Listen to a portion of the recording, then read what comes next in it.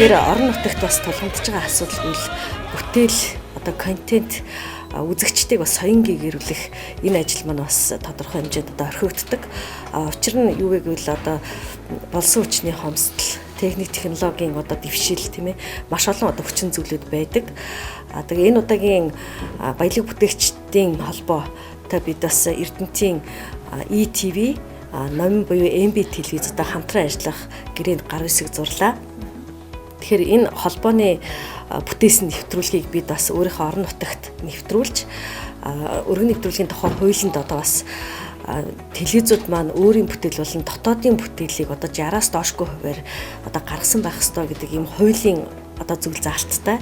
Тэгэхээр орон нутагт бас энэ тулгамдж байгаа асуудлын маань баялаг бүтээгчдийн холбоо бас дэмжиж бидний одоо уран бүтээл болон одоо үзэгчдийг бас соён гэгэрхт бас тодорхой хувь нэмрээ оруулж байгаа. Гэрээ маань ямар ч гэсэн 2023 он хүртэл одоо үргэлжлэн. Тэгэхээр 2 жилийн хугацаанд бид Эрдэнэт хотынхаа үзэгчдийг баялаг бүтээгч дэмжих холбооны нэвтрүүлгээр одоо та бүхнийг бас одоо тасрахгүй хангах болно. Хэцүү цаг үед бол одоо аль болох үндэсний үйлдвэрлэгчид баялаг бүтээгчдийг дэмжих зорилготойгоор миний бие одоо энэ нэвтрүүлгийг хөтлөөд одоо олон нийт төргээд бараг жил гаруй хугацаа өнгөрсөн байна. Тэгээд энэ нэвтрүүлгүүдээ оюуны өмчийн онцгой эрхтэйгээр орон нутгийн телевизүүдэд бүх гэрээгээ үзүүлж эхэлж байгаа маа. Тэгэхээр одоо 21 аймгийн 50 гаруй телевизүүд бол манайхаас энэхүү одоо контент нэвтрүүлгийг одоо авч орон нутгийнхаа өөрөөсийнхөө суугаар заацах ийм эрхийг оюуны өмчийн онцгой эрхтэйгээр одоо дамжуулах гаргах тийм одоо онцгой боломжийг олгож байгаа маа.